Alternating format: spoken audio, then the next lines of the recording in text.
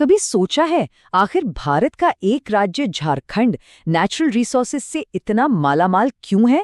इसका जवाब वो छिपा है अरबों साल पुरानी एक जबरदस्त जियोलॉजिकल कहानी में। तो चलिए आज इसी कहानी की परतें खोलते हैं। जब हम झारखंड को देखते हैं तो ये ऊबड़ खाबड़ पठार, ये घाटियां और पहाड़ियां, ये सिर्फ खूबसूरत नज़ारे नहीं हैं। ये तो जैसे पृथ्वी के अरबों साल के इतिहास का एक जीता जागता म्यूजियम है। तो असल सवाल ये है, आखिर इस जमीन के नीचे ऐसा क्या है जो इसे मिनरल्स और कोयले का पावर हाउस बना देता है? इसका जवाब ढूंढने के लिए हमें टाइम में बहुत पीछे जाना होगा। तो चलिए इस मिस्ट्री को सॉल्व करना शुरू करते हैं। और हमारा पहला क्लू छिपा है झारखंड के जियोलॉजिकल मैप में। ये वो ब्लूप्रिंट है जो हमें सब कुछ बताएगा। अब इस मैप को एक पजल की तरह देखिए। हर रंग एक अलग जियोलॉजिकल एरा को दिखाता है, और जो गहरे रंग है ना, वो है पृथ्वी की सबसे पुरानी चट्टानें। ये सब मिलकर ही तो झारखंड के जबरदस्त मिनरल वेल्थ की कहानी कहते हैं। तो हमारी ये टाइम ट्रैवलिंग शुरू होती है अरबों साल पहले, पृथ्वी की कुछ सबसे पुरानी चट्टानों के साथ। असल में यहीं पर झारखंड की कहानी की नींव रखी गई थी। हम बात कर रहे हैं बिलियंस ऑफ ईयर्स पहले की, एक ऐसा टाइम जब हमारी धरती बस बन ही रही थी। झारखंड की जो नींव है वो इन्हीं पुरानी एकदम फंडामेंटल चट्टानों से बनी है।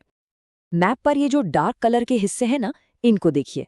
ये है आर्कियन चट्टानें, मतलब इस पूरे इलाके की असली बुनियाद। बाकी सब कुछ इनके ऊपर ही बना है। और यहीं मिलता है हमारा पहला बड़ा क्लू। ये पुरानी चट्टानें सब पुरानी ही नहीं है, ये कायांतरित हैं। इसका मतलब क्या?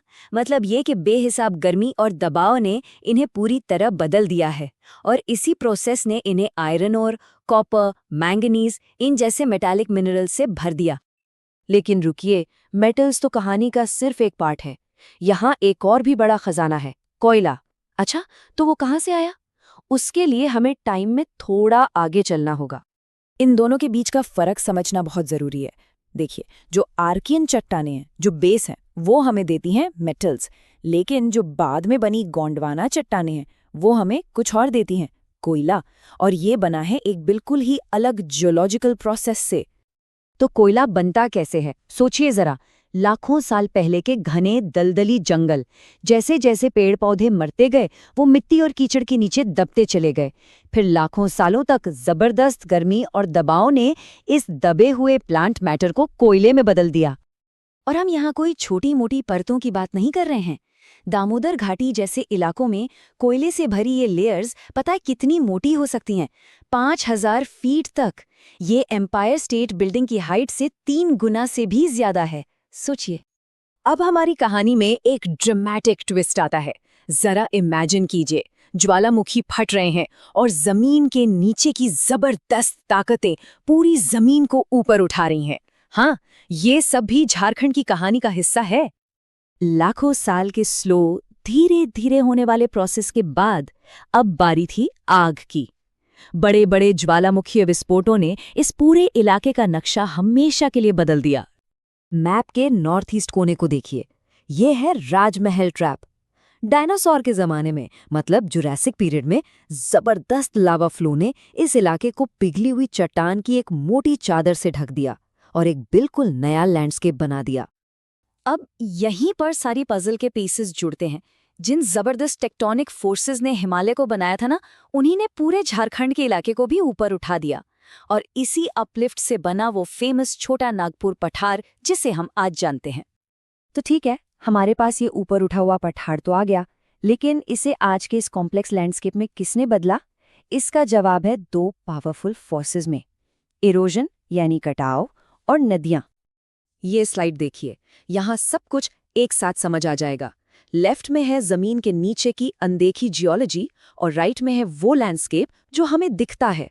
ये एकदम परफेक्ट एग्जाम्पल है कि कैसे जमीन के नीचे जो कुछ है वही तय करता है कि ऊपर हमें क्या दिखेगा। इस अपलिफ्ट की वजह से एक सीढ़ी जैसा लैंडस्केप बन गया, अलग अलग हाइट वाला। जो पार्ट क्षेत्र है वो सबसे ऊंचा है, करीब 3600 फीट तक, और बाकी पठार उससे थोड़ी कम हाइट पर हैं। और फिर फाइनली दामोदर और सुवर्ण रेखा जैसी नदियों ने इन पठारों को काटकर अपना रास्ता बनाया, घाटियां बनाई, और इस लैंडस्केप को वो फाइनल शेप दिया जो आज हम देखते हैं। ये नदियां ही थीं नेचर की फाइनल आर्टिस्ट। तो अपनी इस पूरी जियोलॉजिकल जासूसी के बाद वापस आते हैं अपने मेन सवाल पर। आखिर झारखंड इतना रिच क्यों है? इसका जवाब छिपा है घटनाओं के एक परफेक्ट कॉम्बिनेशन में। पुरानी आर्कियन चट्टानों ने दिए मेटल्स, गोंडवाना के दलदलों ने दिया कोयला, ज्वालामुखियों ने लैंडस्केप को नया रूप दिया, टेक्टोनिक फोर्सेस ने जमीन को ऊपर उठाया और नदियों ने उसे तराश कर फाइनल टच दिया। इन सब चीजों का एक साथ होना ही झारखंड को इतना खास बनाता है। ये एक कहानी है जो पत्थरों में लिखी है, एक ऐसा इतिहास जिसने सिर्फ एक जमीन ही नहीं बनाई बल्कि एक ऐसे भविष्य की नींव भी रखी जो इसकी जबरदस्त दौलत पर बना है। तो अगली बार जब कोई झारखंड के बारे में सोचे तो याद रखिएगा, इसकी कहानी आज की नहीं है